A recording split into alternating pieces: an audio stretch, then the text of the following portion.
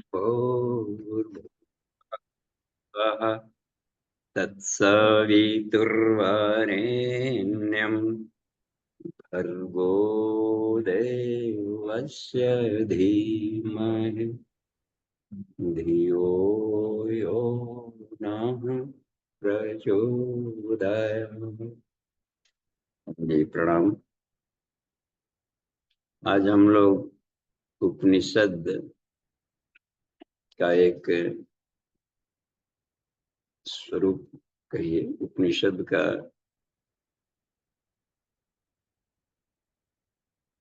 ब्रह्म विद्या खंड परक अद्वैत भावनोपनिषद।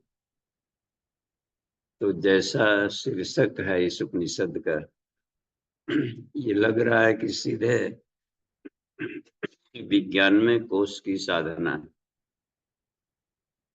भावना शरीर, इसे भाव शरीर, स्थूल सूक्ष्म कारण, भाव शरीर को कारण शरीर में आता है।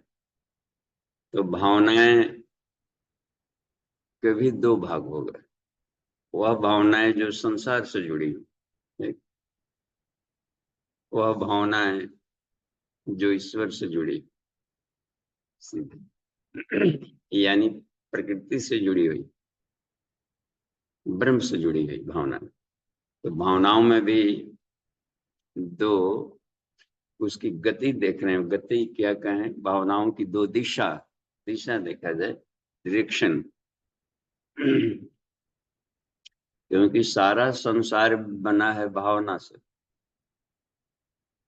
स प्राणम असृजत, ब्रह्म को सृष्टि उत्पन्न करनी हुई तो सबसे पहले प्राण तत्व को निकाला। प्राणात श्रद्धा, देखिए प्राण से श्रद्धा तत्व निकाला। श्रद्धा को ही भाव संवेदना कहते हैं, जिसकी रही भावना जैसी। तो जो यत श्रद्धा सएव सब, वह उसी स्वरूप में संसार को देखेगा। इसका मतलब होता है कि भाव शरीर उसकी अपनी पर्सनालिटी हुई। उसमें ये जो भाव शरीर है, ये उसकी पर्सनालिटी हुई।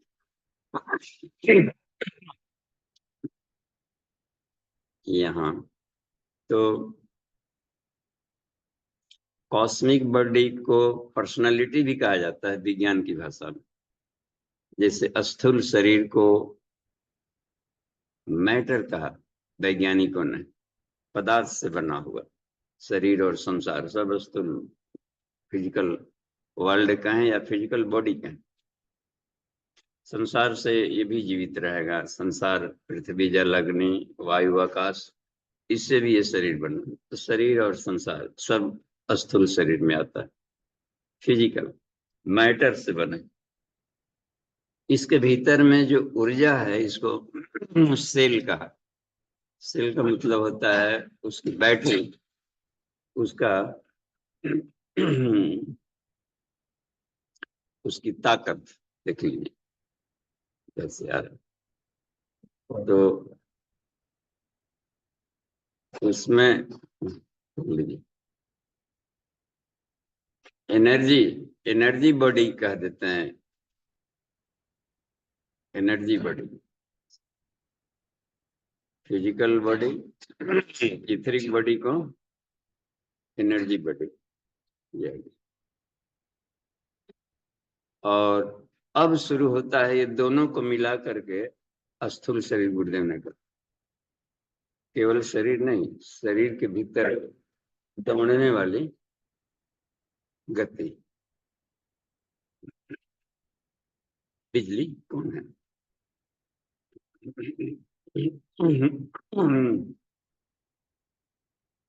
तो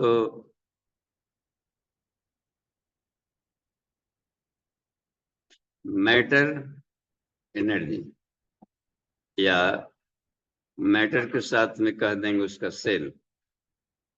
मनोमय कोष को, मन को उन्होंने उसको ये रखा कि ये उसका सॉफ्टवेयर है।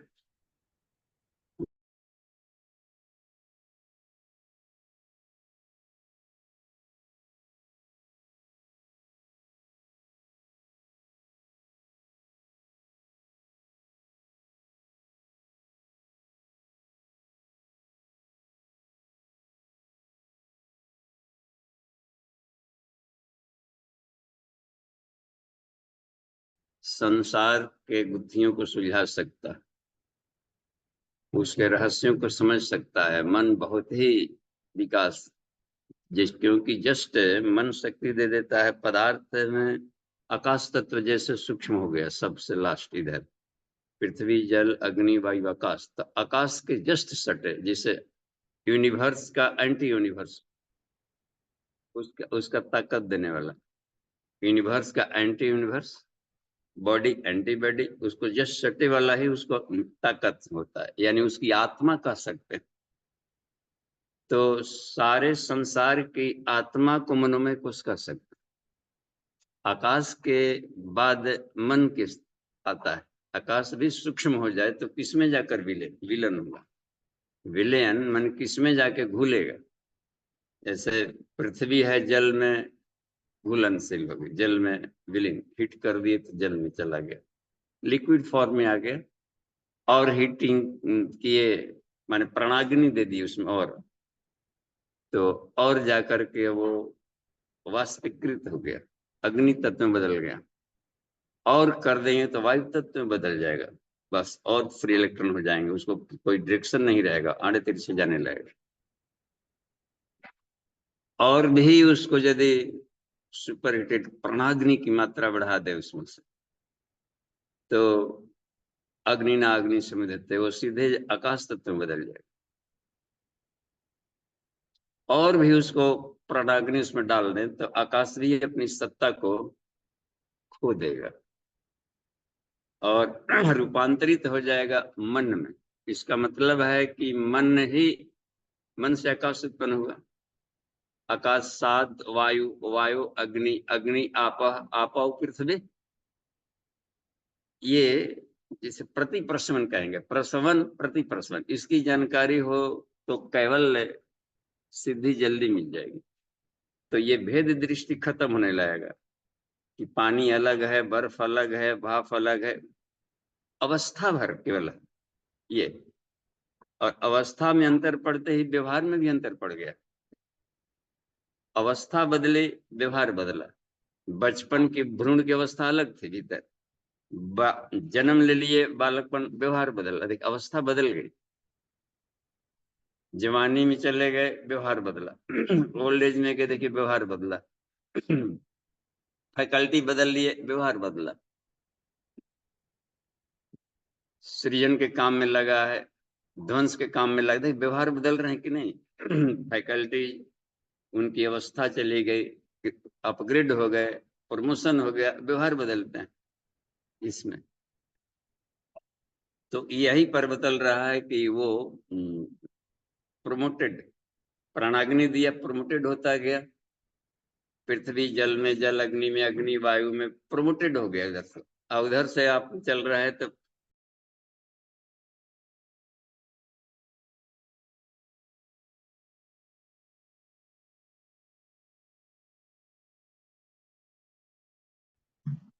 कि ये प्राणाग्नि की मात्रा देखिए, इसमें संसार के रहस्यों को बिना इसको जाने, प्रसवन प्रति प्रसवन, हम लोग अद्वैत भाव में नहीं आ सकते। तो यथार्थ ज्ञान की कमी रहेगी। तो उस हालत में अद्वैत की स्थिति में नहीं जाएंगे। अद्वैत भावनोपनिषद यहाँ पर देख रहे हैं, मीटिंग की रिकॉर्डिंग। तो अद्वैत भावना में अब आया है, तो ये तो पता चल गया कि पृथ्वी बना है जल से, जल बना है अग्नि से, अग्नि बना है, देखिए अब बना है माने उससे उत्पन्न हुआ। तो अग्नि बना है वायु से, वायु बना है आकाश से, उत्पन्न हुआ है आकाश से, कहिए आकाश का बाई प्रोडक्ट हो गया उत्पन्न। आकाश उत्पन्न हुआ है मन से, मन उत्पन्न हो गया है भावना से।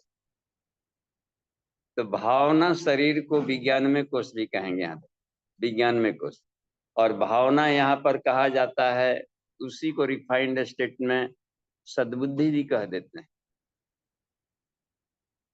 सद्भाव।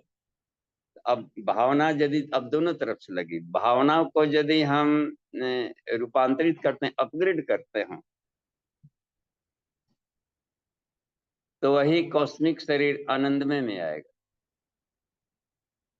आनंद के लिए ही भाव उत्पन्न हुआ है कि ऐसा भाव है, और वो भाव विचार में रूपांतरित हुआ, विचार क्रिया में आ गई, क्रिया को अपने ये शुरू कर देते हैं गति, विचार क्रिया, हवा, गति, गतिशीलता को क्रिएट, इसी को गति को ही वायु कह दिया जाता है।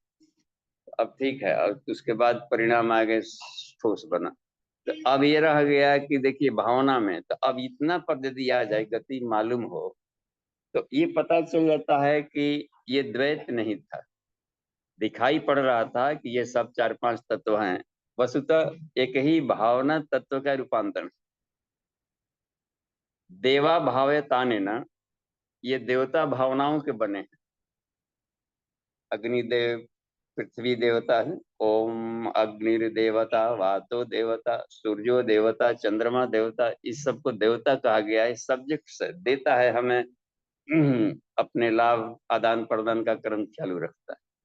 तो ये देवा भाव या देना, देखिए भावनाओं से देवता बने। भाव विज्ञान, भावना एक विज्ञान है, श्रद्धा एक विज्ञान है। श्रद्धा एक अग्नि तत्व हो गया। श्रद्धया अग्नि समिध थे वेद में, श्रद्धा के अग्नि में आत्मा प्रदीप्त होती है। तो श्रद्धा तत्व की अग्नि है, भावनाओं की अग्नि अपनी आ गई। तो अब रह गया कि ये द्वैत नहीं था। Recording in progress. ये उसको हम बंद कर देते हैं, वो डिस्टर्ब होने लगा।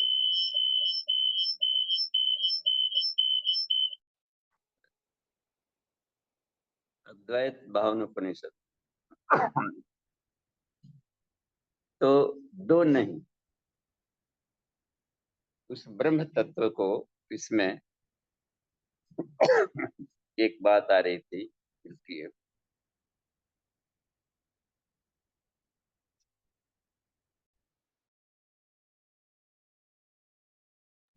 इसमें नितिन जी यहाँ पर तो यहाँ ज्वाइन कर लेते हैं। तो मीटिंग फर्स्ट को डाल देते हैं, 1 2 3 4 5। ये बड़ा डिस्टर्बेंस कहाँ से आ गया। हाँ ये चलिए।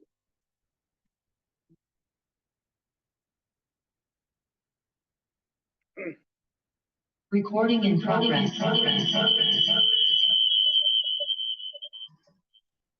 लोग जी एक ये बंद कर दीजिए इसको ना, तो इको हो रहा है, मुझे लगता है दोनों डिवाइसेस का खुला हुआ है। अद्वैत भाव, भावना उपनिषद। उपनिषद माने एब्सोल्यूट ट्रुथ। एब्सोल्यूट ट्रुथ को उपनिषद कहते हैं, सत्य है। यहाँ से बात सुनिए बस। उसको म्यूट करेंगे तो इको होने लगेगा। इसमें तो आज एक का हम लोग उपनिषद देखेंगे। इसमें अद्वैत भावना है, यानी भावना विज्ञान से ही सारा संसार बना है, ये कहना। देवा भाव तारेना तम देवा भावयंतु, उन देवताओं को भावनाओं से ही हम संपर्क जोड़ सकते हैं, भावना विज्ञान से। अच्छा, अब देखिए कि भावना भी कहीं ना कहीं से उत्पन्न हुआ होगा, तभी तो कहा कि श्रद्धा, श्रद्धा त्रय विभाग, सात्विक भाव, राजसिक भाव, तामसिक भाव। सद्भाव भरित श्रेय, सद्भावना पूर्वक किसी से व्यवहार करते हैं और उसके कल्याण के लिए करते हैं, तो उसे सत्य कहा जाता है। सत्यम यथार्थता वेति स्त्रियो भावतमेव च, सत्य यथार्थता कहते हैं। एब्सोल्यूट ट्रूथ ही केवल सत्य है। एक तो ये है, संसार भी सत्य है लेकिन सापेक्ष है, सत्य है उसके सापेक्ष में ये दिख रहा है, और उसकी सत्ता बदल गई, इसलिए सापेक्ष था इसलिए बदले। निरपेक्ष रहता तो अपरिवर्तनशील रहता। ईश्वर सत्य है, तो वहां पर जो सत्य कहा गया वो निरपेक्ष सत्य को कहा गया। सत्यम बद, सत्य बोलो, यहाँ पर सापेक्ष सत्य को कहा गया, क्योंकि हम सत्य बोल ही नहीं सकते। जिसको हम विजिबल है, ईश्वर दिखाई नहीं पड़ रहा है, तो जो दिखाई नहीं पड़ रहा है तो उसके बारे में हम कैसे बोल सकते हैं। आंखें जो देखती हो, मन जो विचार करता है, इसी शब्द को वाणी में दिया जा सकता है। तो साफ है कि जो सत्यम बद कहा गया कि बैखरी के रूप में बोलो, इसका मतलब है कि मन के विचार के प्रक्रिया द्वारा जो सामने दिख रहा है, इसके कल्याण परक प्रयोगों को बोलो, कल्याण परक, बस इसके अच्छे प्रैक्टिकल, अच्छे गुणों को, इसे अच्छे गुड्स को, संबंधित चीजों को बोलो। यहाँ पर ये रह गया, इससे जिससे कल्याण साधता, कल्याण वदा, कल्याणमस्तु। तो दो प्रकार की बातें आई। तो अब देखिए कि भावना से अद्वैत, तो उससे निरपेक्ष से सापेक्ष उत्पन्न हुआ। सापेक्ष कह देते हैं प्रकृति को, निरपेक्ष हो गया ब्रह्म, सापेक्ष हो गया प्रकृति, और प्रकृति से सारे तत्व बने। प्रकृति को प्राण भी कहते हैं, प्राण एवं प्रकृति। गुरुदेव ने कहा कि प्रकृति, प्राण को ही प्रकृति कहा जाता है। प्राण ही ऋतंभरा प्रज्ञा, तो सब प्राणम असृजत, सबसे पहले प्राण की उत्पत्ति, और प्राण से सारे तत्वों का बन गया। तो गायत्री वाइदम सर्वम यहाँ पर आ गया। अद्वैत भावनाओं का परिषद अब शुरू करते हैं। इतनी जानकारी होने के बाद अब समझ में आएगा, और अद्वैत भावना परिषद पढ़ा रहे। तो सभी तरह के योगों के आदि गुरु हैं भगवान शिव। आदिनाथ नमस्तुभ्यम। हे योगेश, कतमम योगमासीनो योगेश तम उपाससे। कैलाश पर्वत पर भगवान शिव ध्यान अवस्था में बैठे हैं। एक पौराणिक ध्यान में आ रहे हैं यहाँ पर, और माता पार्वती पूछती हैं उनसे, कतमम योगमासीनो योगेश, हे योगेश आप कौन से योग की उपासना करते हैं? प्रपक्ष पार्वती देवी, वंद्या विबुध मंडल, देवताओं के द्वारा पूज्य भगवान महाकाल शिव से माता पार्वती ने पूछा कि हे योगेश आप कौन से योग का ध्यान कर रहे हैं? तब उन्होंने कहा कि मैं प्राण का ध्यान करता।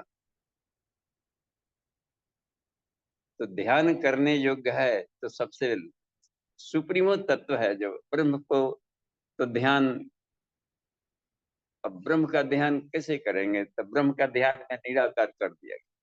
तो मन से भी जो परे हो, जो ध्यान से भी परे हो, तो ध्यान जब भी किया जाता है तो गुरुदेव एक शब्द लिखे हैं कि जिस ब्रह्म की हम लोग उपासना करते हैं, मनुष्य जाति मानव, वह ब्रह्म विकार ब्रह्म है। विकार ब्रह्म का मतलब होता है कि प्रकृति में घुली हुई जो ब्रह्म की सत्ता है, उसका हम लोग ध्यान करते हैं, उसकी उपासना करते हैं। एक ही बात हुई, ब्रह्म का साक्षात्कार सरल हो जाता है। अब यही इसमें बता रहा है कि मैं मैं शब्द का मतलब हो गया कि अहम, जो कहा कि मैं शिव हूँ, मैं विष्णु हूँ, कृतोऽहम सौरवहम अहम ब्रह्मास्मि, मैं ब्रह्म हूँ। इसका मतलब रहना ना कि ये जो प्रकृति में घुली हुई जो मेरी सत्ता है, स्वयं की अनुभूति आ रही है, तो यही है। त्रिपादस्य अमृतम देवी, वो तो कभी भी अनंत ब्रह्मांडों को टच भी नहीं करता। तीन हिस्सा बिल्कुल ही ब्रह्मांड से परे की स्थिति रह गई।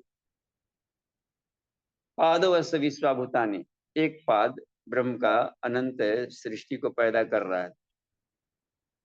ततो विश्वम क्रामत शासनान अस्ने, अभी हर जड़ चेतन वस्तुओं 24 तत्वों के भीतर में वही लहलहा रहा है। अब इसको देखिए, अब शुरू किया जाए। अब यहाँ पर आने के बाद हम लोग अद्वैत भावनोपनिषद को अब समझने में सुविधा होगी। ये ट्यूनिंग हुआ माइंड का, एक पूर्व तैयारी हो गया कि अब हम समझ सकते हैं। तो आइए देखें, कह रहे हैं पहले वाले सूत्र में क्या, अद्वैत भावनोपनिषद, ये दुर्लभ 108 उपनिषद में एक मिलेगा चैप्टर इसका, इस उपनिषद का एक ही पेज का, इसलिए जहां कम में है तो समझिए कि गूढ़ रहस्य रखता होगा। आत्म पूजोपनिषद देखते हैं, सिर्फ एक पैरा का आत्म पूजोपनिषद, और आत्म साक्षात्कार कर लेगा, उसी में सारा तत्व ज्ञान एक ही पैरा में दिया है। अब इस एक पेज वाले में देखते हैं पहला, जिस पहले वाक्य में अद्वैत भावनाम वक्ष्ये शृणुस्व, कमलानने, हे कमल के समान मुख वाली, आपको हम अद्वैत भावना उपनिषद की जानकारी देते हैं। अद्वैत भाव विज्ञान, उपनिषद माने साइंस, पारा साइंस। यस्य विज्ञान मात्रेण भवेत गंगाधर स्वयं, जिसके जानकारी मात्र से हम गंगाधर बने।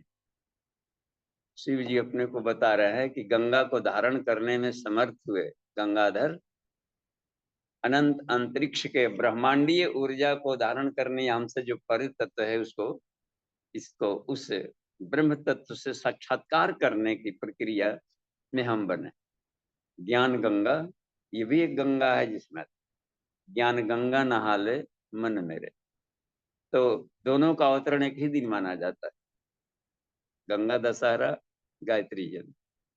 तो यहाँ है पर विद्या से मतलब है हम अपने आत्म तत्व की अनुभूति करने में, इसको आत्मबोधत्व करने में हम सक्षम हुए। यहाँ पर ऐसे अर्थ लेगा, स्थूल अर्थों में हमें से ऊपर उठना चाहिए। जब उपनिषद पढ़ रहे हैं तो स्थूल अर्थों से थोड़ा ऊपर उठ। अब देखिए यहाँ पर शुरू करते हैं। अहम स्त्री पुरुषों हम, मैं ही स्त्री हूं, मैं ही पुरुष हूं। अब तो साफ है कि प्राण के तत्व से सारे बने, उधर से सोचिए, सभी प्राण तत्व से ही बने। तो मैं ही स्त्री हूं, मैं ही पुरुष हूं, नर और नारी एक समान, इस स्थिति में कहा गुरुदेव। इतनी महाकाल इस उपनिषद विद्या को बता रहा है। सदा शिवो हम, मैं ही सदा शिव हूं। शिव के भी पंच ब्रह्मोपनिषद में एक सदाशिव भी आता है, नीचे आता है। जैसे मान लीजिए कि आ गया वो, उसमें सद्यो जात, अभी न्यूली बॉर्न, ज्ञान की अभी प्रस्फुटन अवस्था हो रही, सद्यो जात। उसके बाद अघोर आ गया, वामदेव आ गया, धीरे धीरे अपने को निष्पाप पाप रहित करते रहेगा, अघोर बनाएगा। अघोर, अघोर माने राख लपेट कर घूमने वाला नहीं, पाप रहित बस। तो प्राण में को उसको साफ है कि वो प्रक्षालित करेगा, वामदेव बनेगा। वह माने सत्य के रहस्यों को सूक्ष्म मनोमय में जाएगा, चेतना के आकाश में रमण करेगा। तो उसको कह दिया है वामदेव। तत्पुरुष, एब्सोल्यूट ट्रूथ की स्थिति को वो साक्षात्कार कर लेता है, तत्पुरुष। तत्सवितुर्वरेण्यम, तत्व की जानकारी पा लेगी। अब कहा कि सदाशिव, और फिर जाकर के उस ब्राह्मी स्थिति में जो बराबर रहता हो वो सदाशिव हुआ। तो सहस्रार चक्र की स्थिति से पांचों के नाम दिए, पांचों कोषों का अनंत की स्थिति में रहेगा। मगर तो यहाँ पर कह रहा है कि मैं ही सदाशिव हूं, अखंडानंद हूं, ब्रह्मानंद हूं। आगे चलकर देखिए, परम प्रकृतियो अहम, परम पुरुषों हम, मैं ही परम प्रकृति। ये भी प्रकृति है, प्रकृति के सारे घटक भी प्रकृति है, लेकिन जब विलयन होगा तो प्रधान तत्व में आएगा। सांख्य दर्शन है ना, प्रधान तत्व। 24 तत्वों को काउंटिंग करते करते सबसे लास्ट में कहा कि ये जिस ऊर्जा से बना है, तो अंतिम स्वरूप क्या है, जिस प्रकृति से बना, जिस तत्व को, उसको प्रधान शब्द का प्रयोग किया। विवेक ख्याति कहीं कहीं प्रयोग किया है वेदांत, और योग दर्शन में उसको ऋतंभरा प्रज्ञा का। तो इसी तरीके से इन्होंने कह देते कि मैं ही परम प्रकृति हूँ और परम ब्रह्म हूँ यहाँ पर। और देखिए परम पुरुष हूँ, और जाकर देखिए कितना बढ़िया, नादो अहम बिंदु अहम कला च अहम, मैं ही नाद हूं, मैं ही बिंदु हूं, मैं ही कला। एक तत्व में जाकर हिरण्यगर्भ की स्थिति में, उस अवस्था में पहुंचने के बाद ही कोई कह सकता है। यानी हम अपनी भावनाओं को इस तरीके से या कुंडलिनी जागरण की स्थिति पाते जाएंगे, अपनी चेतना को रिफाइंड करते जाएंगे, तो साफ पता चलेगा कि सिर्फ प्राणाग्नि का खेल है। प्राणाग्नि यानी अग्नि तत्व, अग्नि तत्व का खेल है। अग्नि मीडे पुरोहितम है, अग्नि स्वरूप परमात्मा। लग रहा है ना, सब अग्नि का रूपांतरण है, ऊर्जा का रूपांतरण है। अग्नि माने ऊर्जा मान ली, तो प्राणाग्नि तो सब ऊर्जा का रूपांतरण है। और ऊर्जा का रूपांतरण किया जा सकता है। लाइट एनर्जी साउंड में, साउंड लाइट में, लाइट मैकेनिकल में, मैकेनिकल लाइट में, देखिए आपस का रूपांतरण कहीं हो रहा है। आवाज, ध्वनि बदल गया उसमें। साउंड से होता है ना साउंड थेरेपी, साउंड का एक प्रैक्टिकल कर लिए, मंत्रों के द्वारा लाभ मिल रहा है। ये ओम ओम साउंड निकला, इस ओम से देखिए कितने इसके वाइब्रेशन से 7 बारी को किया तो 7 लोक बन गए। और इसी तरीके से यह आवाज जा करके वो सीधे जाकर अग्नि में जाकर के बदल दिया। आवाज में आग भूल गई, तत्व बनने शुरू हो गए। तो वाक शक्ति कहा जाता है उसमें। वाक शक्ति से ही देवी वाचम अजंत देवा, ओम एक वाक शक्ति है। उस ओम से सारे देवता बन गए, यानी सारी प्रकृति बन गई। ओम से भूर्भुवः स्वः निकला जिसे, तो भूर्भुवः स्वः को ही व्याहृति कह देते हैं। प्रणवेन व्याहृतिया भवति, व्याहृतिया गायत्रिया भवति। भू से तत्सवितुर्वरेण्यम, भुव से भर्गो देवस्य धीमहि, स्व से धियो न प्रचोदयात्। 24 हो गए अक्षर और 24 अक्षर भी कंडेंस्ड होकर 24 तत्व बन गए। इन्हीं के उड़ती हुई परमाणुओं का धूल संसार है। देख रहे हैं गायत्री महामंत्र से कैसे प्रस्मन हुआ ये सब। तो इस तत्व में एकत्व की तरफ दिखा रहा है। सीड से ही वृक्ष, बीज से ही वृक्ष बना, वृक्ष से पत्तियां निकली, फिर फूल निकले, फिर फल बना, फिर बीज बना। ये साइक्लिक चेन दिखाई पड़ रहा है। यहाँ पर बता रहे हैं कि मैं ही शब्द ब्रह्मो हम ओम हूँ, क्रिया योगो हम ब्रह्मा अहम विष्णु हम सौरव। यहाँ पर जो है तो इसमें मैंने जो ब्रह्मा के अनुयायी हैं, ब्रह्मा के जो भक्त हैं, वो भी मैं ही हूँ। ब्रह्मा भी हूँ, विष्णु भी हूँ और सूर्य भी हूँ। आगे कहते हैं कि ब्राह्मो हम, ब्रह्मा भी हूँ, ब्रह्मा के भक्त भी हूँ, विष्णु भी मैं हूँ, विष्णु के भक्त भी मैं हूँ। कितना आनंद आएगा इस भाव से आदमी संसार को देखे। केवल दृष्टि दिखने मात्र से इस भाव से आदमी मस्ती में नाचने लगा। दारासी को इसमें कहिए उस वो हाँ, दारासी को सारे कुरान तुरान और पढ़ने के बाद जब ये पढ़ा, इसकी भावनाओं के साथ थोड़ा स्पर्श किया, तो पागलों की तरह नाच रहा था। ऐसा आत्मा की तृप्ति मिलने वाला माने। तो जैसे जैसे द्वैत भाव खत्म होगा तो तनाव खत्म होगा। तनाव उत्पन्न करता है द्वैत भाव। द्वैत भाव का होना ब्राह्मणत्व का नष्ट होना, बस। तो ब्रह्म है, कण कण में ईश्वर को सर्वव्यापी मानेंगे। यदि मान लिया, वैसा व्यवहार कर रहा है तो ब्राह्मण बन गया। तो इस तरीके जहां भेद दृष्टि है कि तू नीचा, मैं ऊंचा, मैं बड़ा, तू छोटा, नहीं, इस तरीके से जहां भेद आना लगा, इसका मतलब है कि ब्राह्मणत्व वहीं पर समाप्त कर गया। तो यह रह गया है कि तू ब्राह्मण बन, मनुष्य से कहा गया, मनुष्य में मैं ब्राह्मण हूं।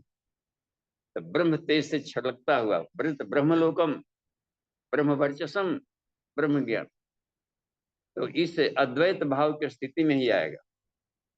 अद्वैत शुद्ध दो की स्थिति में यहाँ पर आके देखिए क्या करते हैं। तो नाद भी मैं हूँ, यानी साउंड, सारे संसार की ध्वनियां मैं हूँ। सब चील पोहो, कौआ का काव काव हो या हाथी का चिघाड़ हो, शेर का दहाड़ हो, इसमें से सारे आवाज में हूँ।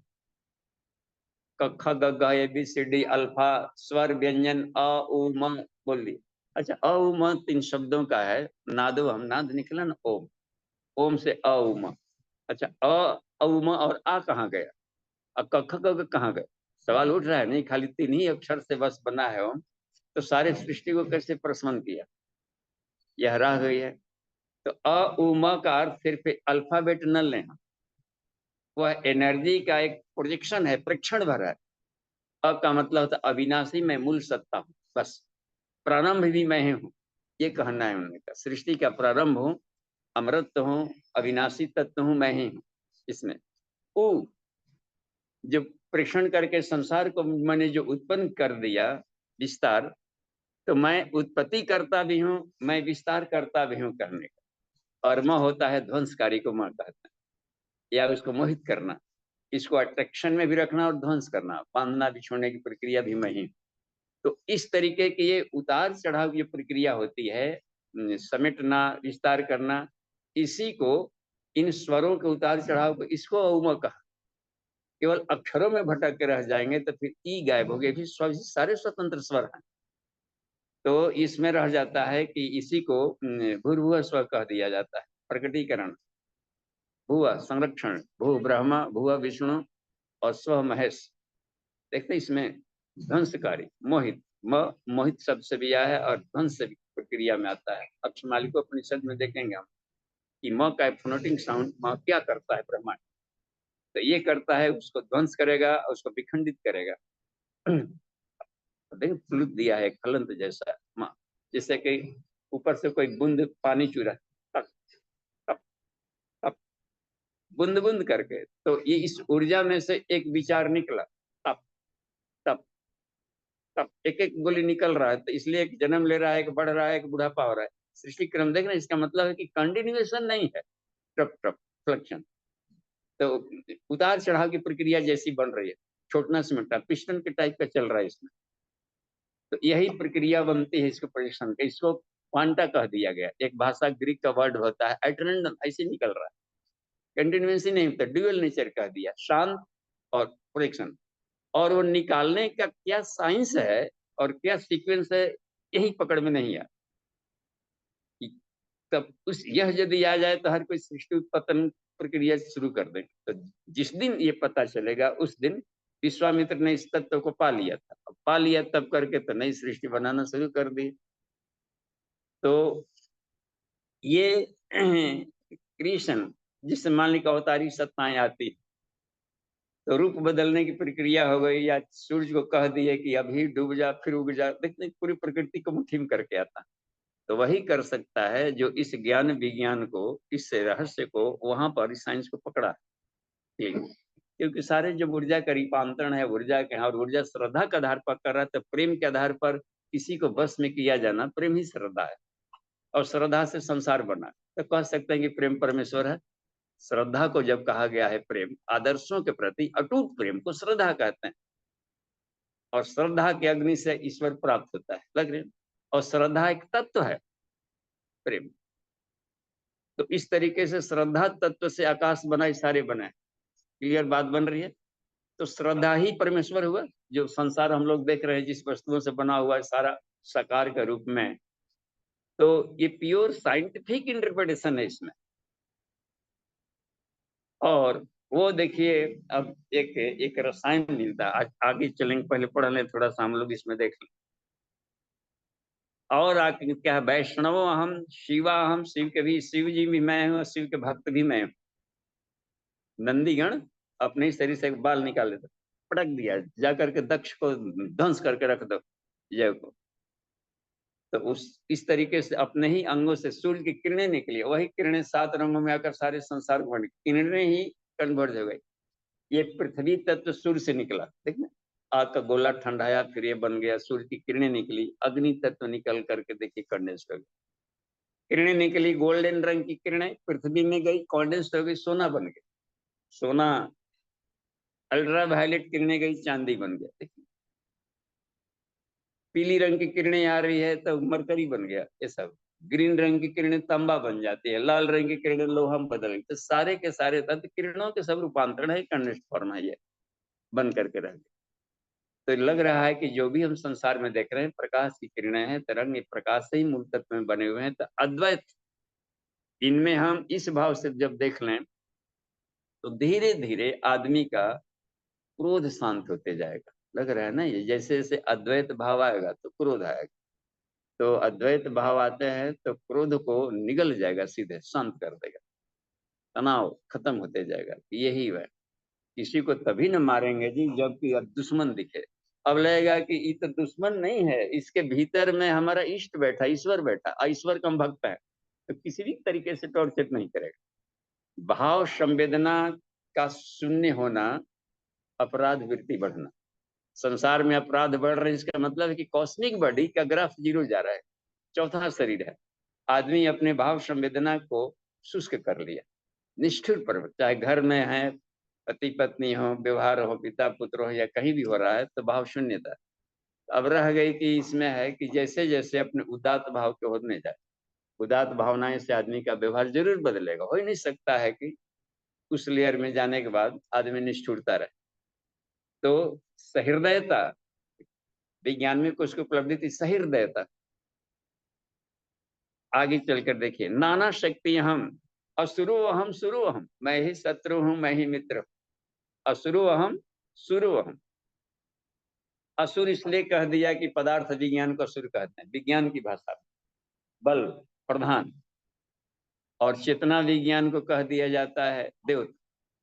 तो मैं ही चेतना हूं मैं ही जड़त्व हूं।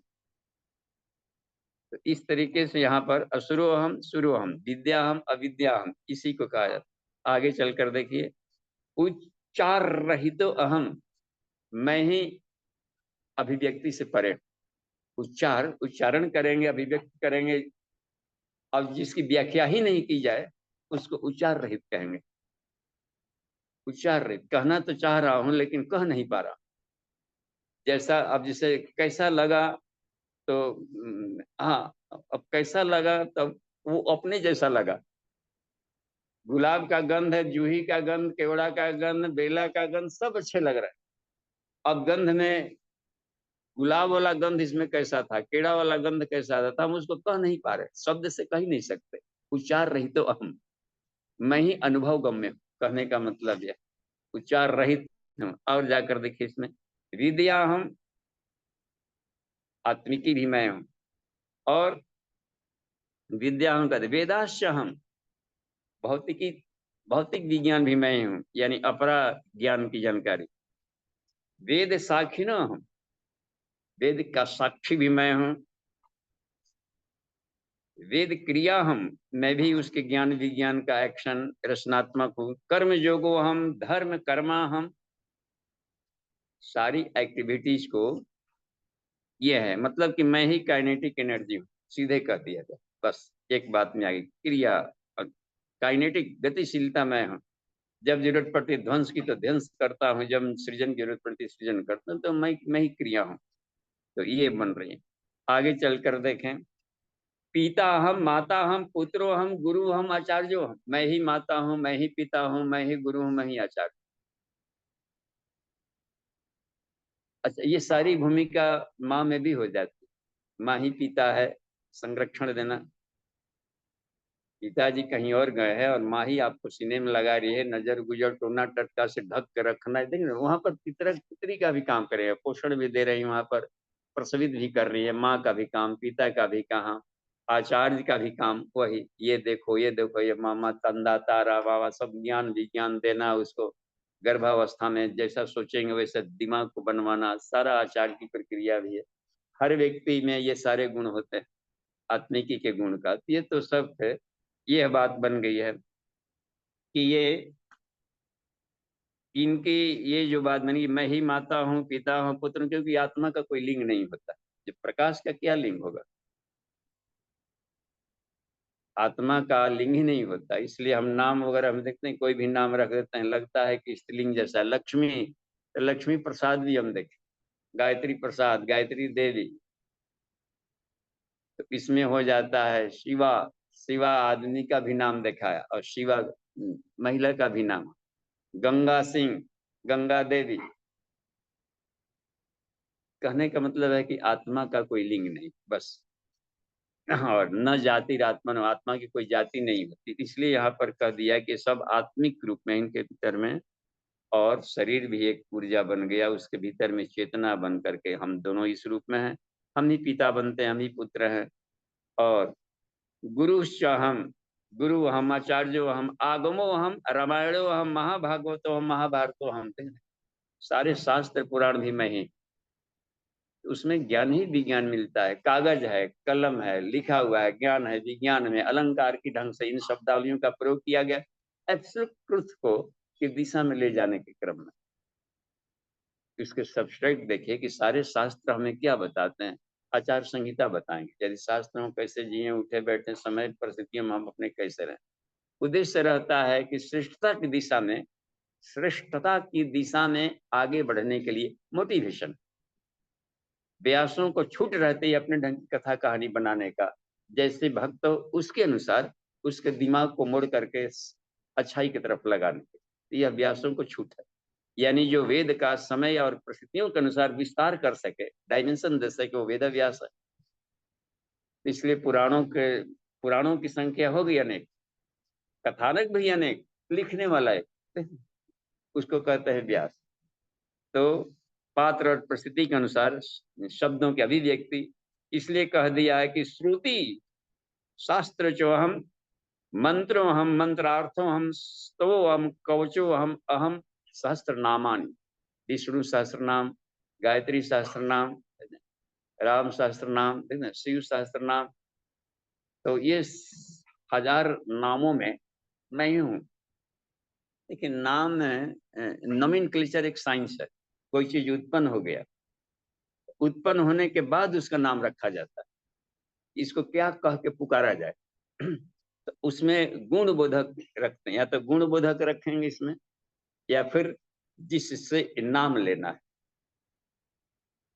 अब मान लें कि खुदाई करना है, तो खोदन यंत्र है, खनन यंत्र है, उत्खनन यंत्र, उसका नाम रख दिया। अब उत्खनन यंत्र, कुदाल भी हो गया, रामी भी हो गया, खुरपी भी हो गया, उत्खनन कोड़ने का काम आ रहा है। तो या तो जिस उद्देश्य के लिए कर रहे हैं, इसको राम बनाना है, नाम रख दिया। तो किसी या तो महापुरुषों के नाम पर या उसके जैसा बनाना है, नाम रख दिया, या फिर उसका कोई गुण देख करके, प्रकाशक है ज्योति, नाम रख दिया। ये सब तो इस तरीके से उसके गुणबोधक, ये तो नोमेनक्लेचर एक साइंस होता है। विभिन्न सारे जानवर, तो एक ऐसा जानवर उत्पन्न मिल गया ऋषियों को, तो देखा कि तो सारा का सारा इसके प्राण की रक्षा करता है। तो प्राण को गय कहते हैं, तो गय का उद्गम गाय नाम रख दिया। ये देख, तो गाय मतलब केवल एक जानवर नहीं, जहां भी प्राण है, गौ, जितने भी आकाश में गोलक पिंड है, सब गौ। अब प्रकाश जो दे रहे हैं वो सब गाय कहलाते हैं। आदमी भी गाय। अच्छा, ब्रह्म ज्ञान प्रकाश देता है, तो ब्रह्म ज्ञान को गाय कह दिया है उस मंत्र में। माँ गाम अनागाम अदिति वधिष्ठा, गाय के मंत्रों में जो कहा जाता है क्या। तो इन प्राण विद्याओं की हम रक्षा करें, खास करके जो अहिंसक। आगे चल करके देखिए, भागवतो अहम, श्रुति अहम, अहम गायत्री, गायत्री भी मैं। गायत्री छंद साम वहां भी इसमें बोला है, अहम गायत्री बीजानी, हम सबके बीज मैं हूँ। यंग रंग लांग वंग तत्वों के बीज हो गए।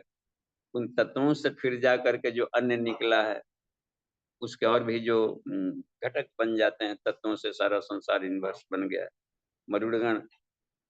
और देखिए, बीजानी हम, कुटाक्षरो अहम, कुटाक्षर समझ में आ रहा है, ये सब बड़े शब्द हैं।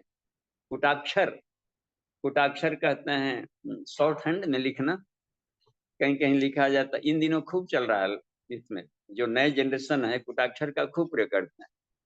अब उसमें रखना है, टू लिखना है तो टी ओ नहीं लिख देंगे, फलाना टू, दो लिख देंगे सीधे। एक जगह गए तो लिखे तेंदुलकर लिखा था, तो 10 लिख दिया था, 10 अंक वाला, और डुलकर लिख दे। इसको कुटाक्षर बोलते हैं। तो ओम भी कुटाक्षर है, मिलाने का। शॉर्ट हैंड ऐसी लिपि में लिखना है कि आपको ढेर सारी चीज एक ही में झांक दिखाई पड़ रहा, और एक नए बन गया हो, कुटस। तो इसमें एक नए अर्थों में आवे, और उसके कलेवर में इन दिनों खूब कुटाक्षर शब्द का खूब चलता है, छोटे छोटे एब्रिविएटेड फॉर्म में आ गया ये सब।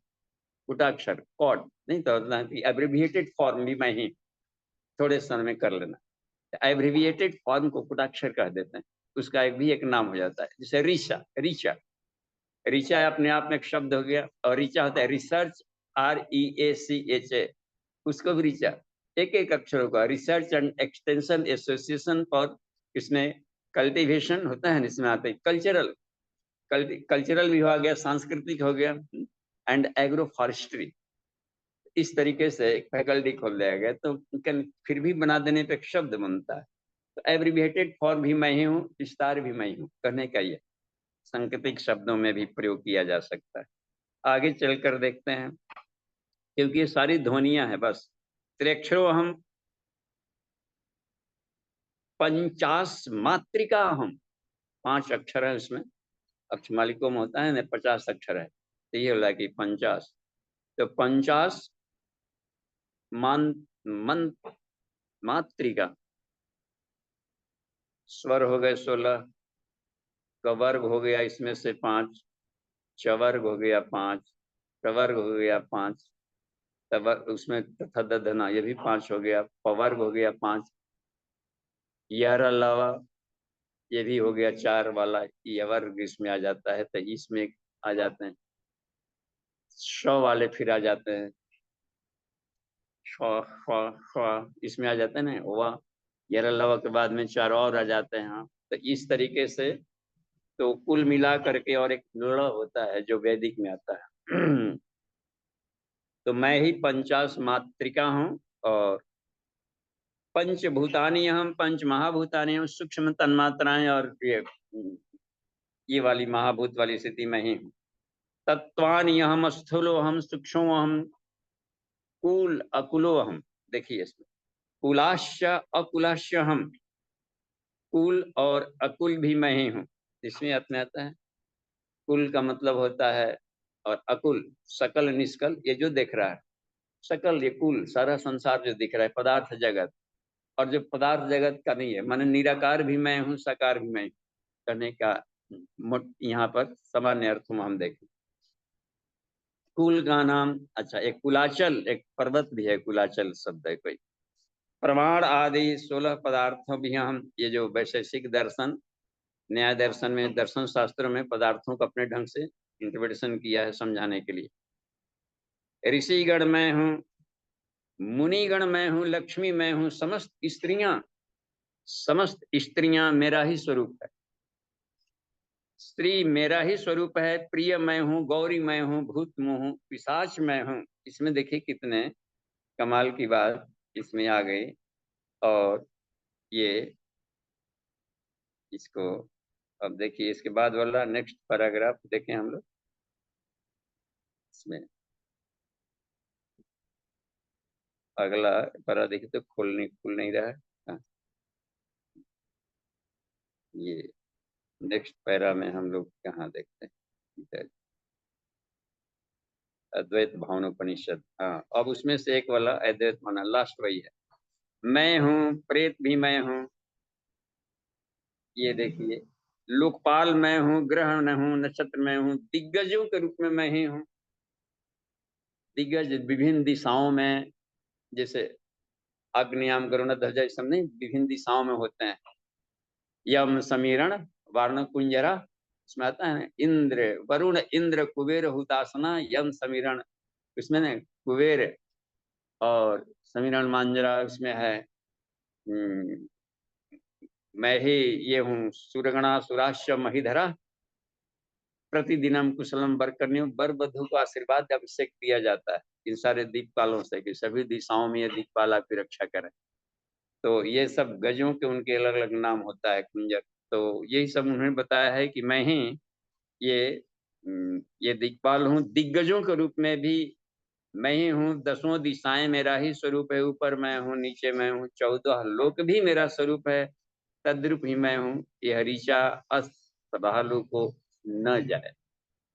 यानी यह ज्ञान उनको मत दीजिए जो अभी बिल्कुल ही द्वैत भाव में रमण कर रहे हो और मनोमय कोश जिनका साफ नहीं हुआ। तो विज्ञानमय कोश में जो छात्र पहुंच जाते हैं उनके लिए यह ज्ञान है, ताकि हम एब्सोल्यूट ट्रुथ यही है। और इसलिए निचली के कक्षा के लोगों के लिए कहा कि अभी समझ में नहीं आएगा। तो जब आत्म साक्षात्कार होता है तो साफ पता चल जाता है कि यहाँ पर दो की सत्ता नहीं, एक ही तत्व है। उस अवस्था में ही कहा गया है अहम ब्रह्मास्मि, क्योंकि मेरी भी सत्ता नहीं है, मेरे भीतर में भी ईश्वरीय सत्ता झिलमिला रही। जब वही सब जगह है तो मेरी सत्ता है ही नहीं। फिर भी मैं अनुभव कर रहा हूँ। ये जो अनुभव गम, ये जो बात बन रही है तो वो सेल्फ है, यानी कि मेरा जो सेल्फ है वो भी ईश्वरीय है कहने। तो उस अवस्था में हमने देखा उस तत्व को कि यहाँ पर सिर्फ एक दिव्य आध्यात्मिक प्रकाश के सिवा कुछ नहीं। तो और इसे एकदम हाई डेंसिटी का भरा हुआ था, शांति अर्थात आनंद में हर पदार्थ का। तो इस अवस्था में जाकर के यह बात कही कि अद्वैत भावना से हमें आगे चल क्या बताया, विधि पूर्वक गणना करते समय नियमित मंत्र का जप करें। मानसिक जप में कोई दोष नहीं। ये भी देखिए कितना बढ़िया, न दोषो मानसे जापे इति यह भगवान शिव। भगवान शिव का कथन है कि मानसिक जप में दोष नहीं लगता है।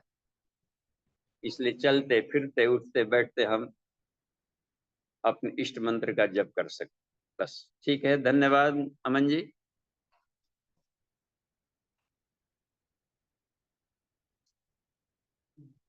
जी हाँ बाबूजी। हाँ, प्रश्नोत्तरी सेशन में हम लोग आ सकते हैं। तो अब इसको तो बहुत झगड़ा ये तू तेरा मैं तभी लग रहा है ना कि जहां भी द्वैत भाव का ज्ञान अद्वैत नहीं हुआ है तो वहां पर ही यह बात बन सकती है। जहां भी तनाव, अवसाद, ग्रस्त, एग्रेशन, क्रोध, ये सब का जननी यही है कि हमें एब्सोल्यूट ट्रूथ की जानकारी नहीं। और जैसे जैसे संसार का सही जानकारी, पूर्ण पूर्ण और सही जानकारी का होना है, ये संसार की बात। तो अब कुछ प्रश्न है, देखिए तो हैंड रेज से हम लोग शुरू करें। जी प्रणाम हर्षा बाबूजी। दीदी। हाँ जी दी प्रणाम। हर्षा जी बेंगलोर से जी। नाद बिंदु उपनिषद में है कि अपने प्राणों के स्पंदन का ओमकार रूप महाप्राण की जिस कोटि के साथ तादात्म्य होता है उसी के अनुरूप देहांतर की प्राप्ति होती है। तो उसमें पांचवी कक्षा में पांचवी मात्रा में जीव प्राण का चंद्रलोक में सम्मानित होता है। फिर छठे मात्रा में इंद्र के साथ सायुज्य प्राप्त करता है। सातवीं मात्रा में वैकुंठ धाम को प्राप्त करता है। आठवीं मात्रा में शिवलोक को प्राप्त करता है। नौवीं मात्रा में और 10वीं मात्रा में ध्रुव लोक को प्राप्त करता है। ऐसे तो ये सब प्राण के अलग अलग उसमें क्या परमानंद स्वरूप नहीं आता है ये लोकों में, जिसमें बोला जाता है ना कि ब्रह्मलोक इसमें ब्रह्मलोक नहीं प्राप्त होता है बाबूजी। शाश्वत ब्रह्मलोक तो लिखा हुआ है 12वीं मात्रा में। हाँ तो ये सबको वैकुंठ धाम को क्या ब्रह्मलोक नहीं माना जा सकता है बाबूजी? हाँ, देखिए यदि बैकुंठ को, लोक का मतलब होता है एक बॉडी, एक बाउंड्री। लोक शब्द का लगने का मतलब होता है कि जिसका एक परिधि हो, व्याख्या, जिसकी व्याख्या किया जा सके, और ईश्वर सारे परिधियों से परे। इसलिए यहाँ पर जहां भी लोक शब्द लग गया, लोका नाम तो शरीराणी अन्ना देव भवंती ना, सारे, और लोक मनुष्य को भी मनुष्य लोक कह दिया गया, जहां पर मनुष्यों के रहने लायक वातावरण हो, कल्चर हो, वायुमंडल हो, ये सब, तो उसका एक लोक हो गया। जिसे मान लीजिए हो सकता है कि चंद्रलोक, तो चंद्रमा पर भी कुछ जीव जंतु रहते होंगे जो उस माहौल में, उस क्लाइमेट में उस तरह के सूक्ष्म शरीर धारण किए हुए हों, तो मिलते हैं उसमें। हो सकता है कि पितर वाले वहां तक पहुंच जाते हों, कि एस्ट्रल बॉडी वाले ये करने का क्रम है।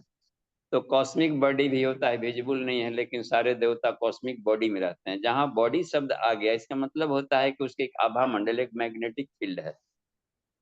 तो ज्ञान परक तो ज्ञान वाले तो ब्रह्मा के कह दिया उसमें।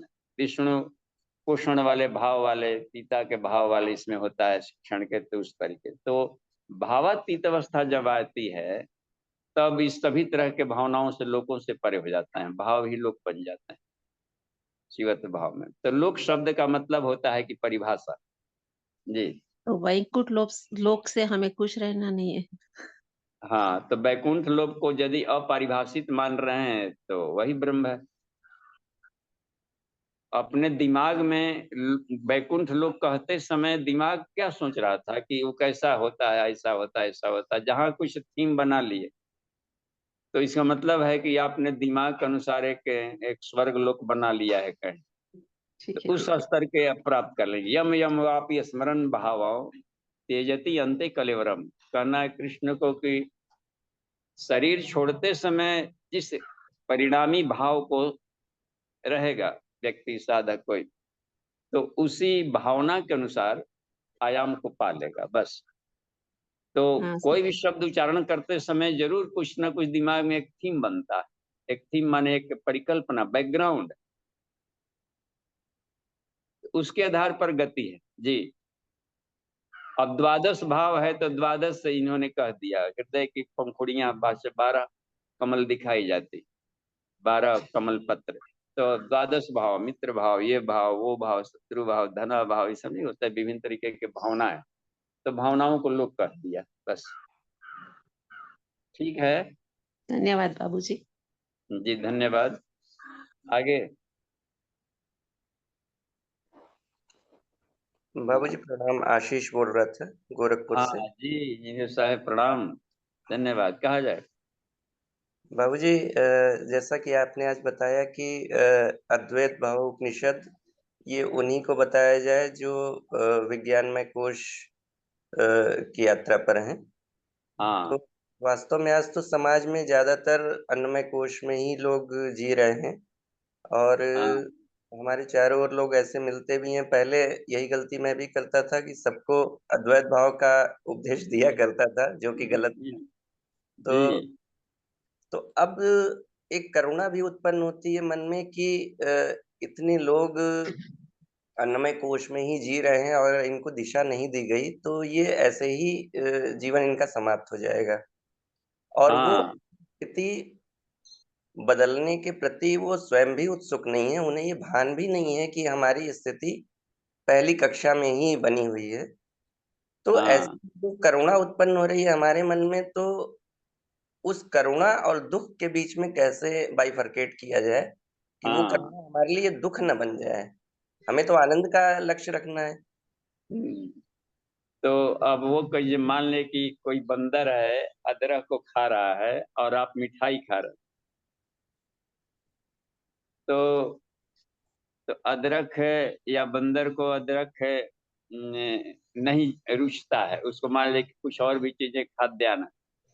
बंदर के आ जाने आदि का स्वाद बोल लेते हैं। अब वो है कि जो गंजेड़ी है, गंजेड़ी मान लीजिए कि हीरोइन का लुढ़का हुआ गंजा पी गया है, धूत है एकदम लुढ़का है, कहीं से ठर्रा पी करके मान लीजिए, और आप पहुंच गए हैं अपने बढ़िया वाला मदनानंद मोदक कहा करके, आप अपने अमृत सुमरस आप ऋषियों वाला पिए हुए हैं।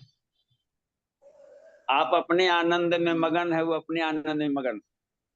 आप कहिएगा कि ई वाला आनंद बढ़िया है, वो कह रहा है कि यार ठर्रा पी के तो देखो। तो कोई काहू में मगन, कोई काहू में। ईश्वर चूंकि कण कण में है और वह आनंदमय है, तो हमें चाहते हैं कि अब ये है कि उसको बढ़िया वाला आनंद दें। वो आदमी दे देगा जो कभी ठर्रा भी पिया हो और आप आ करके ठर्रा छोड़ करके शहद पी रहा हो आनंद में, तो दोनों तरह का जो आनंद लिया है। तो अपने एक तो अनुभव बढ़ाया जाए, दूसरी बात है कि आपने ठर्रा छोड़कर कैसे इसको पकड़ा, ठर्रा की हानियां, आनंद उसमें भी है। तो उसको हम कहाँ से, अगली कक्षा क्या हो सकती है? तो पहले तो उसके साथ उठना बैठना सीखना होगा, दोस्ती करनी होगी, तभी कहलाएंगे कि हमारा करुणा है। और दोस्ती करेंगे तो एक ही बार मास्टर बन के नहीं जाया जाता, फ्रेंड बन के जाया जाता है कहीं। और मित्र बन जाएंगे तब कहा कि यार मित्र हो, अच्छा ठीक है, तो आप खाली पिए नहीं लेकिन साथ में रहें, तो आप बताएंगे कि देखो पीते समय मजा था, लेकिन जब नशा उतरा अब कैसा लग रहा है, देह टूट रहा होता, ये टूट रहा था, अब देखो इसको पिया जाए अभी साथ में। आपने भी शहद पीजिए, उसको भी पिलाई हुआ। तो कह रहा अरे महाराज तो ऊर्जा भर गया। तो ठीक है, तो धीरे धीरे उसको टेस्ट का अल्ट्रेशन नहीं कराया गया कि उसके अगला कक्षा क्या हो सकता है। एक ही बार हाई डोज पर नहीं दे सकते वहां पर ब्रह्म ज्ञान। तो उसके लिए सुपाच्य गोद वाला बच्चा एक ही बार बाघ का दूध नहीं पचाएगा, बकरी का दूध पचाएगा, फिर गाय का दूध पचाएगा, फिर भैंस ऊंट सब, फिर बाघ का भी पचाने लगेगा। इसलिए मनाही किया गया है कि उसको क्रमिक ज्ञान दिया जाए। तो कोई बात नहीं है कि आनंद को बढ़ाएगा, वही आनंद के लिए जी रहा है हर कोई। तो जो आनंद अधिक समय तक टिके, उस आनंद को हर कोई अपना लेगा। कि जो नशा 4 घंटा के बाद ही उतर गया, वो क्या नशा? ऐसा नशा पीने के जीवन भर उतरे नहीं, पैसा का भी बचत और मजा ही मजा एक ही डोज में। तो ये होता है, अध्यात्म का नशा आएगा धीरे धीरे। तो सुरखरू होता है इंसान ठोकरें खाने के बाद। तो जिनको सुधारना है, तो जो अपनाए हुए है रास्ता, उसकी कितनी हानियां हैं, ढेर सारा हानियां गिनाए। नशा खाने के इतने हानियां असंख्य गिना दीजिए। और नशा न खाने का इतने फायदे भी ढेर सारा गिनाइए, और छोड़ना आसान। उसको खाली घाटा नफा बना के भाग जाएंगे तो नहीं, तो प्रॉब्लम खड़ा कर दिए उसके सामने। जी तो हमें छोड़ना आसान ये बताना पड़ेगा, आसान ट्रिक, अणुव्रत कि बहुत इजीली छोड़ा जा सकता है, ऐसे छोड़ा जा सकता है। ये ऐसा ट्रिक नहीं बताया ना, हर कोई समस्या गिना करके चले गया, एक दूसरे का दोष बता के भाग गए। तो जिसके पास समाधान नहीं है, केवल वो तो खुद ही समस्या बन करके घूम रहा है। बिल्कुल। तो गुरुदेव समाधान लेकर के सिर्फ आया है, बस प्रज्ञा। तो जिसको जैसा है उसके अनुसार ज्ञान दे दिया जाए, ठीक है। हे देवर्षि नारद, उनको उनके जैसे छोटे काम में लगा देना। सबको मत कह देना कि कानी में झोला लटका के किसी से घूमते रहो ढपलिया को धुआं कुंड लेके। और कोई ज्ञानी आदमी है तो उनको साहित्य में रुचि है, किसी को खाली चाय पी रहा है तो उसको प्रज्ञा पे से खाली दोस्ती करा दे। सबके लिए थोड़ी जरूरी है कि वही काम कर ले। सतसूत्री अभियान है तो उसके प्रतिभा के अनुसार उसका सुनियोजन कर दे, काम खत्म। ठीक है, धन्यवाद। थैंक यू बाबू जी, प्रणाम। जी प्रणाम। आगे चलकर देखिए अमन जी। जी बाबू, इस चैट में प्रश्न है। हाँ वीरेंद्र प्रसाद यादव जी का प्रश्न है। बाबूजी प्रणाम। जी श्रद्धा प्रणाम। तत्व को क्या यौगिक क्रिया द्वारा भी बढ़ाया जा सकता है? कृपया स्पष्ट करें। हाँ, पढ़ा सकते हैं। श्रद्धा तत्व को यौगिक क्रिया द्वारा भी पढ़ाया जा सकता है। इसमें ये तो यौगिक क्रिया द्वारा कैसे पढ़ाएंगे? तो ईश्वर प्राणिधानानि यौगिक क्रिया है। 3 क्रियाओं को क्रिया योग माना है महर्षि पतंजल ने। तप, स्वाध्याय, ईश्वर प्राणधानानि क्रिया योग। तो ईश्वर प्राणिधान को ही श्रद्धा कहते हैं। बस अच्छाई से अटूट प्रेम, अच्छाई से अटूट प्रेम को श्रद्धा कहेंगे। अटूट माने किसी भी कीमत पर वो अच्छाई को न छोड़े। जब बुरा करने वाला बुराई नहीं छोड़ रहा है तो हम संत हैं, हम अपनी अच्छाई क्यों छोड़े? उससे भी प्रेरणा लिया जाना चाहिए। बुराई करने वालों से भी प्रेरणा लिया जा सकता है कि तुम अपना आदत नहीं छोड़ा तो हम भी नहीं छोड़ेंगे। तो उसके चले तब चंदन विष व्यापत नहीं, इतना तो हो सकता है कि हमने अपने आप को बचा लिया इसमें। तो अटूट प्रेम अच्छे चीजों से सिखाया जा सकता है। तो क्रिया योग के द्वारा, कर्मयोग के द्वारा सिखा सकते हैं। थोड़ा थोड़ा कर्मयोग में उनसे ले काम कर ही रहे हैं तो काम करने की भाव, काम करने की क्रियाएं ऐसे किया जा रहा है, ईश्वर काम समझ करके किया जाए तो धीरे धीरे अब उसी चीज में दक्षता बढ़ेगी, रोचकता बढ़ जाएगी, सुंदर होने लगेगा। थोड़ी और योग्यता बढ़ा कर किया जाए, थोड़ा सा प्रणाम वगैरह करके, प्राणायाम करके, योगिक क्रिया अब जाकर किया जाए, अरे घंटों का काम मिनटों में होने लगा। तो श्रद्धा विकसित होती जाएगी आदर्शों के प्रति। तो प्रैक्टिकल से ही श्रद्धा जगेगी और श्रद्धा बढ़ जाती है उसमें। जैसे जैसे अनुभव देखिए उसमें, व्रतेन दीक्षा मापनोति, इस वाले सूत्र को देखिए अमन। व्रतेन दीक्षा मापनोति, संकल्प बद्ध होकर कोई काम हम लोग करते हैं तो दक्षता आएगी। दीक्षा माने दक्षता। व्रतेन दीक्षा मापनोति, दीक्षापनोति दक्षिणाम। और इस दक्षता से रिजल्ट मिलेगा। सही रिजल्ट को दक्षिणा कहते हैं कि परिणाम मिल गया, पास कर गया लड़का, हम ये मेहनत कर रहे थे, ये रिजल्ट आ गया, इसके उपलब्धि मिल गई।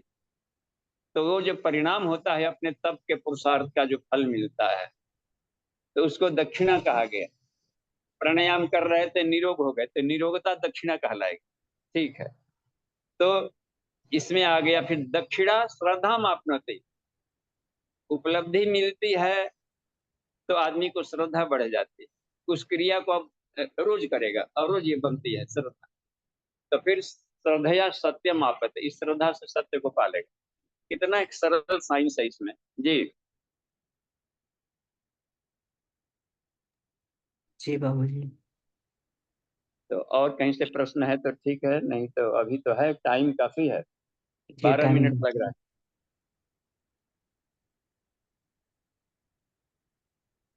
साधना संबंधी या कोई भी ऐसे प्रश्न इसमें कोई समझ में नहीं आया हो, इस बुद्धि में या पंच कोशों के विज्ञान में कहीं भी थोड़ी सी भी दिक्कत आ रही हो उसको सिद्ध करने में, उसको पार करने में, तो उसको बताइए बस। बिल्कुल एक सरल है, शीशे की तरह पारदर्शी अध्यात्म। जी बाबूजी प्रणाम। जी प्रणाम। जी बाबूजी, ये बृहदारण्यक उपनिषद में आया है कि मनुष्यों का 100 गुना आनंद पितृलोक विजेता पितरों का एक आनंद है। तो पितृलोक विजेता पितरों के 100 आनंद गंधर्व लोक का एक आनंद है। फिर हाँ। गंधर्व लोक के 100 आनंद देवताओं का कर्म रूपी एक आनंद है। तो ये बाबूजी, क्या जो चेतना के जो कर्म की जो विकसित अवस्था है, क्या उसी को ही दिखाने के लिए मतलब आनंद की स्थिति दिखाई जा रही है यहाँ पर? हाँ, करने का मतलब है कि जो आनंद देर तक टिके। हम्म। अब जैसे कि पितरों का आनंद स्वर्ग लोक का आनंद, स्वर्ग के आत्मा है उसका आनंद सैकड़ों देव का, इंद्र का। इंद्र भी तो कभी कभी परेशान हो जाते थे, भागे भागे जाते थे ब्रह्मा जी के पास, विष्णु के पास। इसका मतलब है कि उनका भी आनंद खंडित होता है कभी न कभी। हम्म। हाँ, तो जो अखंडानंद है उसको पाने के बाद ही शिष्य का संताप दूर होगा। अखंडानंद बोधाय शिष्य संताप हारिणे। अखंड आनंद जो पा लिया है, तब समझिए सारे ब्रह्मा विष्णु महेश लोक के आनंद से कितना उसका अनेकों गुना आनंद बढ़िया है, क्योंकि सब पुनरावर्ती है, सारे आनंद फ्लक्चुएबल है। जी जी।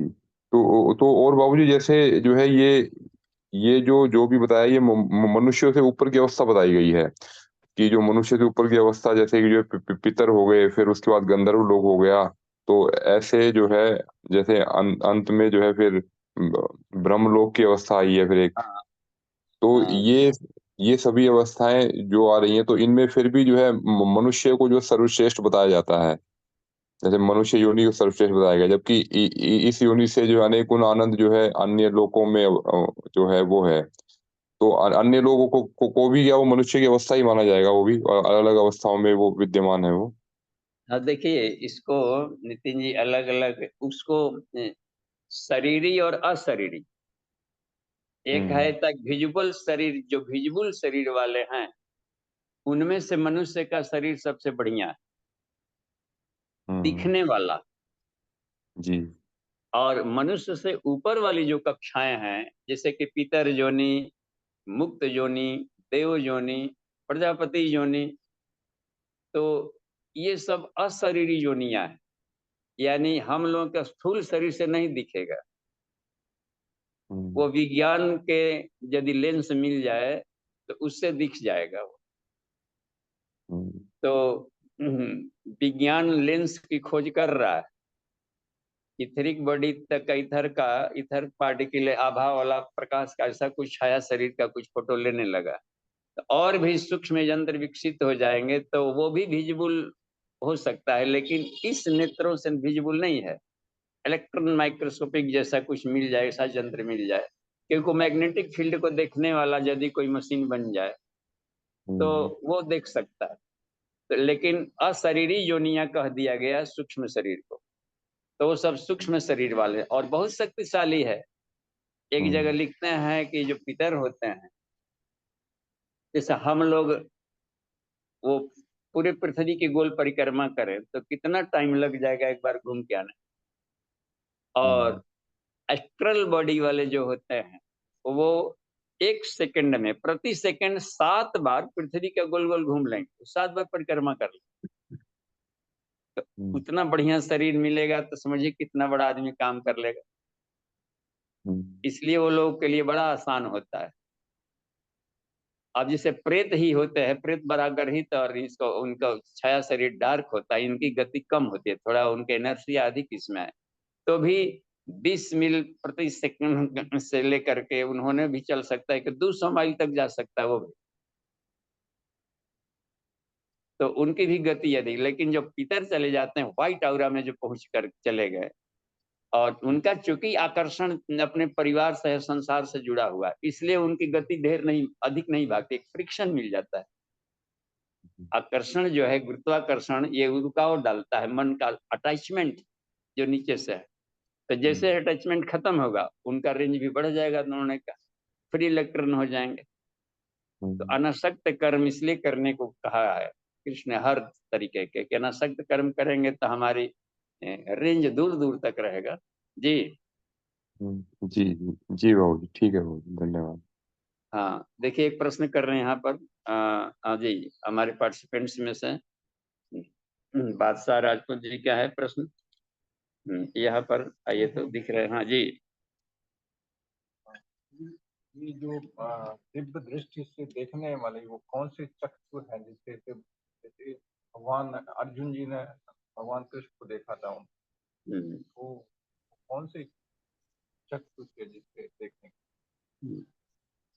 देखिए इनका ये प्रश्न है कि दिव्य दृष्टि कौन सा चक्षु है जिससे अर्जुन ने देखा? यह विज्ञान में कोश का चक्षु है। दिव्य दृष्टि जागरण विज्ञान में कोश में आता है, और विज्ञान में कोश के जागरण को ही विवेक का नेत्र कहेंगे। दूरदर्शी विवेकशीलता, दूर तक सोचो सोचो कि यदि ऐसा होगा तो इसने दूर तक सोचना, ये कहाँ से उत्पन्न हुआ, कैसे उत्पन्न हुआ संसार, इस ज्ञान को मैंने विज्ञान के नेत्र को विज्ञान में कोश कहें। इस आंख से कहाँ दिखाई पड़ेगा दूरी तक के, अब ज्ञान के नेत्र से सोचा जा सकता पदार्थ कैसे बना, ये कैसे बना, सारा देना है। तो बॉडी पार्ट में एक थर्ड आई है जिसको पिनियल ग्लैंड के रूप में भी वैज्ञानिक लोग उसको कुछ उसी पर तो समझ रहे हैं कि पिनियल ग्लैंड ही थर्ड आई है, तीसरा नेत्र। तो उसमें वो त्रिकुटी के पास होता है, वो उसमें भी पाया गया, उसका एनाटॉमी देख करके उसमें पाया गया कि उसमें भी वही लिक्विड भरा है जो इस आंख में भरा है। और यहाँ पर ललाट के सीधे में, जिससे कि ब्रेन के दो पार्ट हो गए, सीधे होता है ना लेफ्ट राइट, उसमें एक सूचर है, एक बिल्कुल ही क्लीन रास्ता है सीधे। यहाँ से कोई सीख से उसको खो दे सीधे जाकर तो पिनियल ग्लैंड छुआ जाएगा इसी सीधे में। तो वो जहाँ पर थैलमस वाला पार्ट है, दोनों थैलमस के बीचों बीच में उसकी स्थिति बनती है, बहुत बढ़िया, एकदम सीधे यहाँ से जाएगा। ललाट, रुद्रो ललाटे, रुद्र ललाट में। तो तीसरा नेत्र इसी को कहा जाता है थर्ड आई को। तो विज्ञान का नेत्र विकसित होगा वहां से, और वो जुड़ा हुआ है इस नेत्र से, ऑप्टिक एजमा वाला पिट्यूटरी वाले से। तो पिनियल पिट्यूटरी दोनों को मिलाकर आज्ञा चक्र का है गुरुदेव ने। चक्र को यहाँ पर एक साइकिल लिया है, चक्र बन रहा है दोनों का, तो इस दोनों को मिला करके कंप्लीट आज्ञा चक्र लिया। यानी मन में दो पार्ट कर दिए, चेतन मन अचेतन मन। अचेतन मन का ही हिस्सा होता है सुपर कॉन्शसनेस, अवचेतन और सुपर चेतन, उन दोनों मिला करके अचेतन कर दिया, क्योंकि अवचेतन पर भी अपना सीधा नियंत्रण नहीं बनता है। वह हार्ट बीट करते रहता है, अपना किडनी काम कर रहा है, हम सो रहे हैं तभी तो अपना काम चलाते रहता है। जी हाँ, ओम त्रिकुटी के बीच में, तो पिनियल और पिट्यूटरी इस दो लोब्ड मान लें, तो ओम दोनों को प्रकाशित करेगा। एक हंग हो गया, एक छंग हो गया, ओम हंग छंग दो दल बन गए,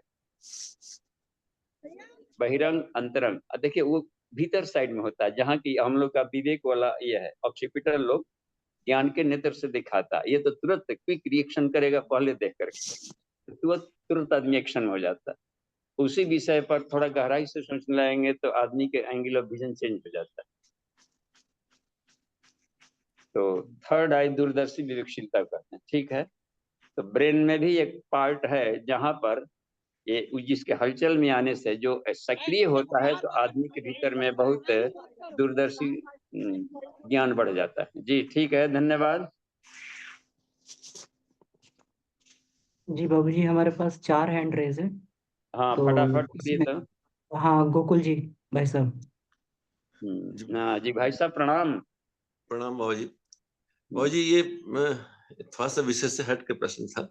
ये प्रश्न था कि जब ऐसा कहा जाता है कि भगवान शिव की डमरू से 14 धुनियां निकली और उनसे जैसे उसमें अ ई उ ण ऋ ल क ए ओ अंग इस प्रकार के जो जिससे कि सारे वर्णमाला बनी। तो यहाँ एक बात ये आ जाती है कि जब हम लोग विशुद्ध अध्यात्म के हिसाब से देखते हैं तो सब कुछ निराकार था, निराकार से 3 शक्तियां बनी, उसमें शिव बने, ब्रह्मा विष्णु सतरजतम की बात बनी और उससे ये बात तो मतलब शिव रूप में कोई मतलब मनुष्य सत्ता के रूप में या कोई रूप में कोई आया और डमरू बजाया तब ये ध्वनि निकली। ये विज्ञान ये बात थोड़ी सी स्पष्ट नहीं हो पा रही है कि ये कैसे इसको ये कौन सा अलंकार है, ये समझ में नहीं आया। ये उपमा अलंकार भी होता है, वाचक लुप्तो अलंकार। इसमें है उपमा दी जाती है तो कथा कहानी के माध्यम से पुराण की सारी कहानियां अध्यात्म तत्व ज्ञान को बताने के लिए बनाई गई है। तो इसमें जहां भी इन्होंने डमरू का, तो डमरू कहा जाता है ओम ध्वनि को।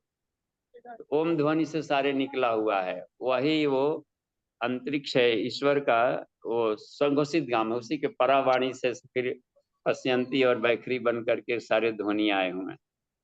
तो यहाँ पर डमरू ओम ध्वनि है, और डमरू डब डब बनता है तब जब प्रकृति और ब्रह्म का खट खट खट खट मिलन होता है, तो वहां पर वो ध्वनि निकलती है।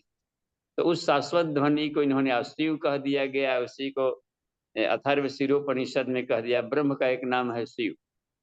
तो उनकी ध्वनि से ओम ध्वनि हुई, प्रकृति और ब्रह्म का बार बार टप टप टप टप मिलन हुआ, तो वहां से ओम ध्वनि निकली डब डब, और उसी से ओम ध्वनि से ये सारी ध्वनियां हुई। पृथ्वी जैसी आकाश तत्व में आई, तो आकाश तत्व से फिर सारे जाकर के उसी से ये सारे स्वर बन गए, फिर व्यंजन बनना बना क वाला ये सब। तो इस तरीके से उनको ये सभी तरह के बन गए।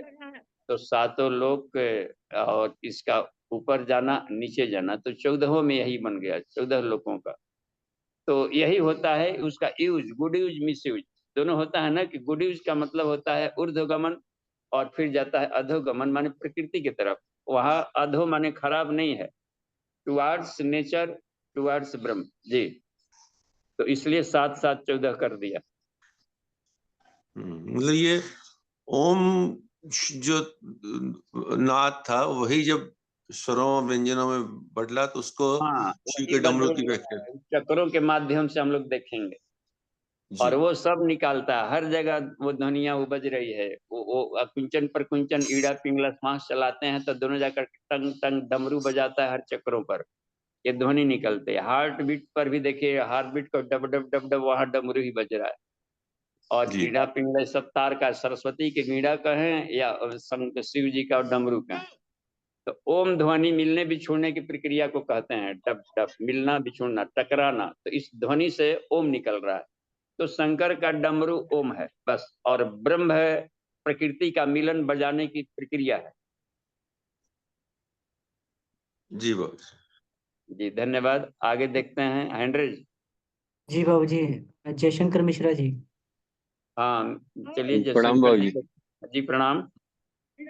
बाबू जी, प्रश्न उत्पन्न हो रहा था जैसे कि बुद्धत्व की प्राप्ति बाबू जी जो है अद्वैत भाव में आने को कहते हैं बाबू जी।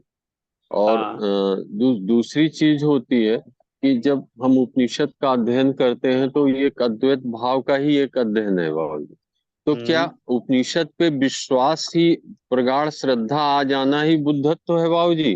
कि बुद्धत्व ये मतलब कि एक दृष्टि का बदल जाना, ये बाबू जी समझ में नहीं आया। क्योंकि मन में जब हम संसार में जाते हैं तो फिर द्वंद्व शुरू हो जाता है, प्रकृति अपनी तरफ खींचती है बाबू जी, कि अद्वैत भाव एक तरह से जो है उतना प्रगाढ़, उतनी श्रद्धा बन नहीं पाती बाबू जी। तो इसमें थोड़ा सा स्पष्ट करें। हाँ जी, तो ये जो जानकारी के माध्यम से हमने अद्वैत को समझ लिया, तो इसको हम लोग कह देंगे कि संप्रज्ञात समाधि। तो जब जब संसार में भुलक्कड़ी आती है तो हम लोग थोड़ा सा दिमाग पर जोर दे के अपने को संभाल लेते हैं। और जो बुद्ध का जो बुद्धत्व है वो प्रत्यक्ष बुद्धत्व है वहाँ। हाँ, प्रैक्टिकल करते करते, तपस्या करते करते उन्होंने प्रत्यक्ष फीलिंग में आना। वो बोधत्व हो गया। तो वहां पर उसको कह दिया जाता है असंप्रज्ञात समाधि, उसका एक नाम है, या सहज समाधि कहते हैं। ये एक और हैंड रेज कॉल देख लेते हैं सुशील जी का। हाँ जी भाई साहब प्रणाम।